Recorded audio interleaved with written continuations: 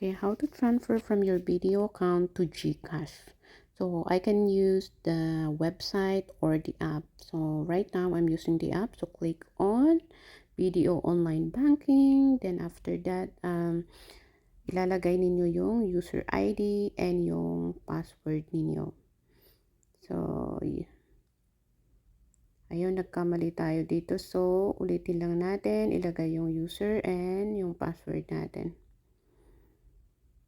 Okay, click lang natin yung login pag nilagay natin, and then mapupunta tayo dito yung one-time password, yung OTP. So, isesend nila yung sa cellphone number natin na nakaregister sa BDO. Okay, and after that, ilagay lang ninyo yung tamang OTP. Click on proceed. After that, papunta kayo dito and click on send money. And then, hanapin lang ninyo yung to another local bank. Okay, so i-click lang natin dyan, and then after that, okay, mapupunta tayo dito, new send money request.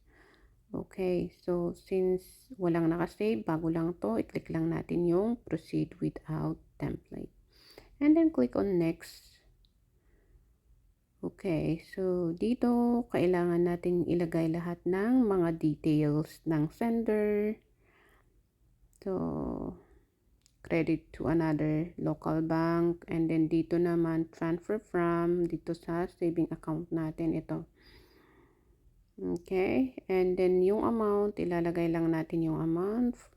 So, lagay natin 6,000. And then, dito naman sa destination bank, ito yung hanapin natin yung Gcash. So, punta tayo sa letter G. Okay, ayun, hanap natin. Click lang natin yan.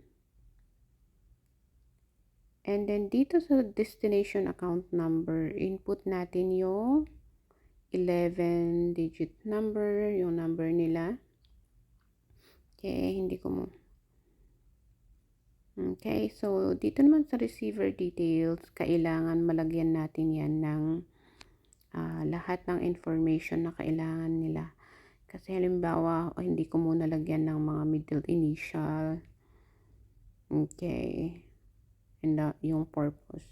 Pag hindi ko yan lalagyan ng mga information, pati dito sa save as new template, so i-click ko lang yung save as new template para meron na akong record. And also, yung template description, kailangan lagyan. So, hindi ko muna lagyan. Click natin yung submit yun. Meron siyang the field is required. So, kailangan talagang lagyan lahat ng mga information. Okay, so lagyan natin.